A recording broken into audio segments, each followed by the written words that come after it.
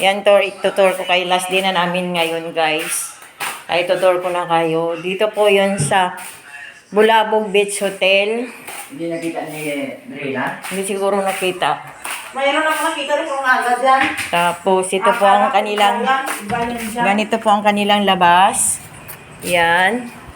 Bali, ito ang kanilang room. Yan. Yan ang kanilang room. Ito po yung Bulabog Beach Hotel. Yan. Welcome. Itutur ko kayo sa aming, ayan po ang restaurant nila. Yan. Yan. Andun po yung room sa taas. Yan. Tapos ito yung, ayan o, 4 hours open daily resort guest. Ayan o, 8 a.m. to 5 p.m. Ito po, papasok po ako dito. Welcome to my live. Yan po ang kanilang swimming pool for Yacinta. Yan po ang kanilang pool. Yan. Yan. CR. Thank you po. Welcome to my live.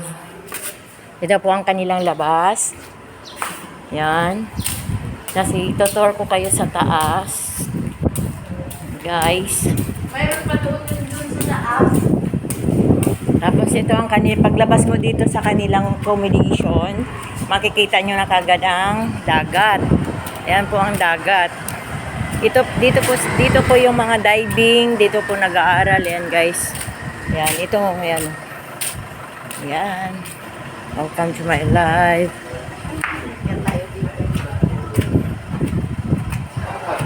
Ayan, ito po ang Bulabog Beach. Ito po yung Red Coral Sharky Diving. Yan. Nag-aaral sila yan guys. So. Yan. Yan.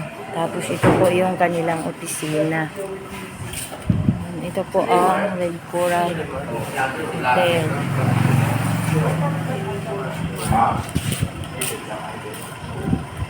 Tapos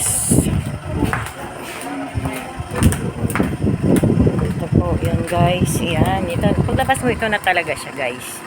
Ito po yung Red Coral Hotel. Ayan po yung bilay. Yan, binibinta na yata. Binibinta na yata oh. Kasi for sale na eh. This property. Yan oh, Bulabog Beach. Parang binibinta na yata ito. Yan. Yan yun ang labas ng Red Coral at saka Bulabog Beach Resort. Thank you guys for watching. Thank you guys for watching. Bye-bye.